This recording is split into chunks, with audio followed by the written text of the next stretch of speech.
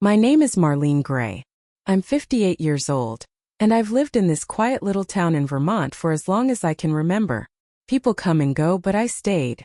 Not because I didn't have dreams, I did. But life has a way of making those dreams smaller, quieter, until they fit neatly between grocery lists and double shifts. I've worked at the same convenience store for over 30 years. It's not glamorous work. I pour coffee, ring up lotto tickets, make small talk with regulars about the weather or how fast the leaves are turning this year. But it's steady, familiar, a kind of comfort I've learned to be grateful for. I wasn't always alone. My husband, Mark, was the kind of man who made even silence feel safe. He died in a car accident when our daughter Emily was only 4. One moment he was driving home from work, and the next I was sitting across from a state trooper who couldn't meet my eyes. I remember thinking, what am I supposed to do now? But I didn't have the luxury of falling apart. Emily needed me, and from that moment on she became my everything. I raised her on my own, paycheck to paycheck, giving up anything and everything that didn't have her name on it. Vacations, hobbies, even the idea of falling in love again, it all faded. Nothing mattered more than making sure she felt safe, loved, and never lacked what I did growing up. I woke up early, packed her lunches, sat through every school play and parent-teacher meeting. Even when I was running on 3 hours of sleep, people used to say I was strong. I didn't feel strong. I felt necessary. And that was enough. Emily was bright, too bright for this little town. I always knew she'd outgrow it, and part of me was proud when she left for college. I'd spent so long pouring everything into her that I never stopped to think about what I'd do when she was gone. I told myself I'd finally find time for me.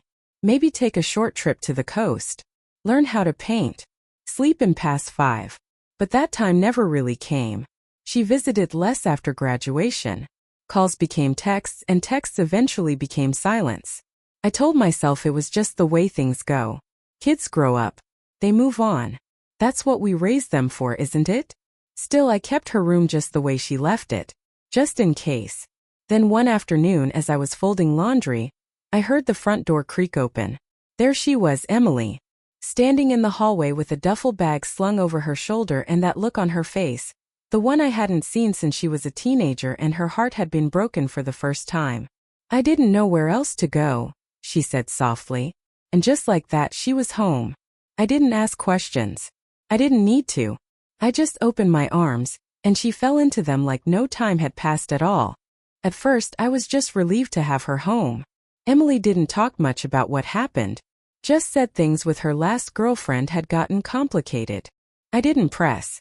I made up the guest bed, cooked her favorite meals and let her be. That's what mothers do. We create safe places for our children to land, even when they don't want to talk about the fall. Weeks went by. She stayed longer than I expected and I didn't mind.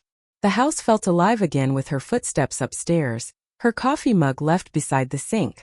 I'd catch myself smiling for no reason while folding her laundry. Felt like old times. Almost. Then one evening she came home with someone new. Her name was Cameron.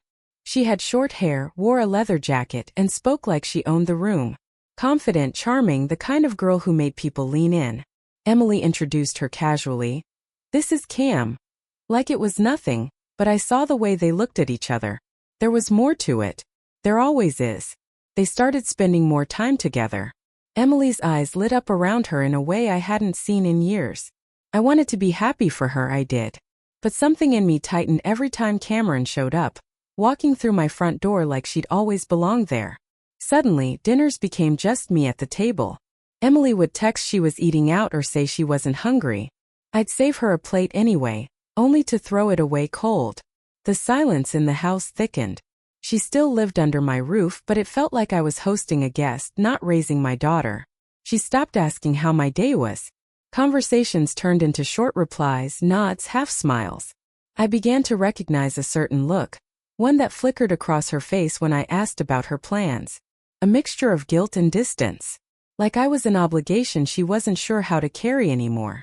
One Saturday afternoon she stood in the kitchen scrolling on her phone and said it just like that. Cam and I have been talking, and we're thinking of getting a place together. I didn't say anything. She glanced up, maybe expecting resistance. I gave her none. She continued, a bit rushed this time. I mean, it's just that this house is so big. And I know it's a lot for you to manage alone. Maybe you could think about downsizing. It could be good for both of us. There it was. Not just her leaving, me leaving too. I kept stirring the pot on the stove like her words hadn't cut through me. Like my heart wasn't pounding in my ears. I nodded. That makes sense, I said, voice steady. If that's what you want. She smiled, relieved maybe. Grateful that I didn't cry, didn't fight. But she didn't see the way my hand trembled on the wooden spoon. I waited until she left the kitchen. Then I sat down at the table we used to share, looked across at the empty chair, and let the silence wrap around me like a weight I could no longer lift. She hadn't just outgrown the house. She'd outgrown me. I don't know what I was looking for that day. Maybe I was just trying to feel close to her again. Emily had been spending more nights at Cameron's, her things slowly disappearing from the room down the hall. A jacket missing here, a framed photo gone there. I told myself it was normal. Natural. Part of growing up. But something inside me was unraveling thread by thread. I went into her room to dust an excuse, really. The bed was still made from weeks ago, the pillow untouched. I sat down for a minute just to feel the weight of her absence. That's when I saw it. A small leather journal tucked between two books on the shelf. Her handwriting on the spine familiar. Unmistakable. My heart stuttered. I know I shouldn't have opened it. But I did. It started innocently, grocery lists, song lyrics, scattered thoughts about the weather. But then I turned a page and everything inside me stilled. Sometimes I feel like I'm suffocating here. Like I can't breathe with her watching me all the time. I know she means well, but it's too much. She hovers. She holds on too tight. I need space. I need my own life. She just doesn't get it. She's becoming a weight I can't carry anymore. I read the lines over and over, my eyes refusing to believe what they were seeing. Every word pierced deeper than the last. A weight. A burden. A mother who gave everything and now was too much. I closed the journal slowly, my hands trembling. For a moment, the world around me blurred like the air had thickened, pressing against my chest. I couldn't breathe. I couldn't think. The rest of the day passed in fragments. I didn't make dinner. I didn't turn on the lights. I just sat there on the edge of her bed, surrounded by everything I had once held sacred. The stuffed bear she slept with as a child. The picture frame we painted together in 3rd grade. The scent of her shampoo lingering in the air like a ghost that refused to leave. That night, I didn't sleep. I stared at the ceiling until dawn, the same sentence echoing in my mind. She sees me as a burden. I stopped eating. The coffee tasted like ash. The fridge filled with food I had no energy to touch. The house became a tomb, every corner a memory, every silence louder than the last. I walked the same hallway a dozen times a day without reason. Stood at the window for hours, hoping she'd come home, hoping I'd hear the front door creak open and find her smile again. But the only thing that came was the sound of my own breath, shallow, hollow. For the first time in my life, I felt truly invisible. Not just alone, but discarded. 3 days passed like that. Maybe 4. I stopped counting. Then one morning I caught a glimpse of myself in the hallway mirror. I almost didn't recognize the woman staring back. Eyes sunken. Hair unbrushed. Shoulders slumped like they had forgotten how to hold up anything at all. I stared at that reflection for a long time. And then softly, barely above a whisper, I heard myself say it. I can't keep living like this. A week after I told myself I couldn't keep living like that, nothing had changed on the outside. The house was still too quiet. The shadows still lingered in the corners. Emily's words still haunted every room. But inside me, something had started to shift. Subtle at first, like a leaf beginning to tremble before the wind comes. I didn't know what I needed. I just knew I couldn't keep waiting for something or someone to pull me out of it. One morning on my way to the diner, I noticed a flyer tacked to the community board by the door. It was half-torn and sun-faded, but the bold text caught my eye. Enter T.O. Win, local charity raffle, small town, big heart. I stared at it, almost amused. I hadn't entered a raffle in decades. It felt silly, pointless, but something about it tugged at me. Maybe it was the phrase big heart. Maybe it was just the need to do something different, however small. I bought a ticket on a whim, shoved it in my coat pocket, and forgot about it. A week later I got a call. I'd won. Not a fortune, just a modest cash prize, but for someone who'd spent her entire life scraping by, it felt like the universe had cracked open a door. A small gesture, but unmistakable. A sign. I didn't tell Emily. I didn't tell anyone. Instead, I did something I'd never done before. I used the money entirely for me. I found a tiny apartment near Lake Champlain, just 15 minutes from town. One bedroom, a kitchenette, and a view of the water that caught the light in the afternoons like melted gold. It wasn't much, but it was mine. No history. No ghost of words scribbled in hidden journals. No cold dinners or echoing silences. I packed quietly, one box at a time. I left behind the house, but more importantly, I left behind the woman who lived in it, the one who waited, who sacrificed, who gave everything and asked for nothing. I was tired of asking for nothing. A few weeks after moving, I found a vacant corner shop near the lake, a small, square building with flaking paint and cracked flower boxes beneath the windows. Most people wouldn't have looked twice. But I did. I could already see it in my mind. Warm light, worn wood, quiet music, the scent of fresh coffee and cinnamon. A space not just to serve others, but to belong in. I used the rest of the winnings and a bit of savings I'd been too scared to touch, and I opened Gray's Nest Café. It was humble. A few tables. A simple counter. A chalkboard menu I rewrote every morning depending on my mood. I baked the muffins myself, brewed the coffee strong, and let the rest take care of itself.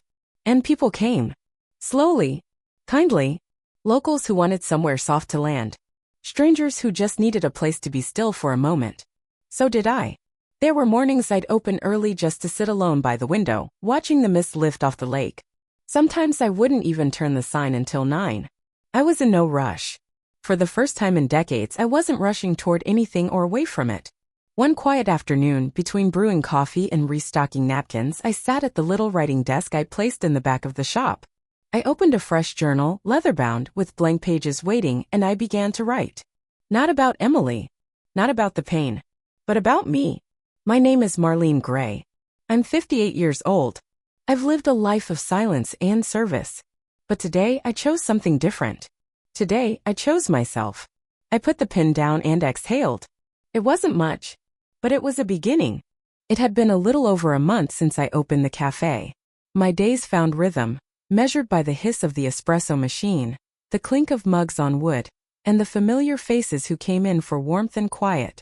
I had started to feel whole again. Not fixed, not healed, but whole in a way I hadn't felt in years. There was peace in the stillness, freedom in the slowness. I wasn't waiting for anything anymore. And then one afternoon the doorbell rang. Not the soft chime above the cafe entrance, but the sharp buzz of my apartment across the street. I opened the door. Emily stood there. She looked different. Older maybe. Or maybe it was just that I was seeing her with new eyes. Her shoulders slumped slightly, hands wringing together like she was trying to hold something in. Or maybe hold something back. "Hi, Mom," she said, her voice small. I didn't speak. I stepped aside. She walked in and sat on the worn armchair by the window. The one I'd picked up at a thrift store the week I moved in. It was mine. Everything in this space was. We sat in silence for a while. Then finally she said it. "I'm sorry." I let the words hang in the air. I didn't rush to answer. I'd waited too long for them to give them away easily. "I know I hurt you," she continued. "I was selfish. I didn't understand what I was doing until I saw what it cost me." Her voice cracked on that last word. I nodded. "Yes, you did hurt me." She looked up, eyes glossy. I could see she expected more. Maybe a motherly wave of forgiveness, maybe an embrace. But I had no interest in rewriting the past with one conversation. "I'm not angry anymore," I said. "But I'm not the woman you left behind, Emily. I'm not here to make things easy for you." She opened her mouth to respond, but I raised a hand gently. I spent so many years being needed that I forgot I was allowed to exist outside of someone else's life. "I'm not your shadow. I'm not your safety net. I'm your mother, but I'm also Marlene Gray." The silence that followed wasn't heavy this time. It was full. Settled. Emily nodded slowly, as if the weight of those words had finally landed. "I want to make it right," she whispered. I looked at her, really looked, and realized something. I loved her. I always would. But I didn't need her to come back. I didn't need to be chosen. I had already chosen myself. "I'm open to a new relationship," I said. "But it will be on different terms." She didn't cry. She didn't plead. She just nodded again, and for the first time in a long while, I saw something soft return to her face. Something like understanding.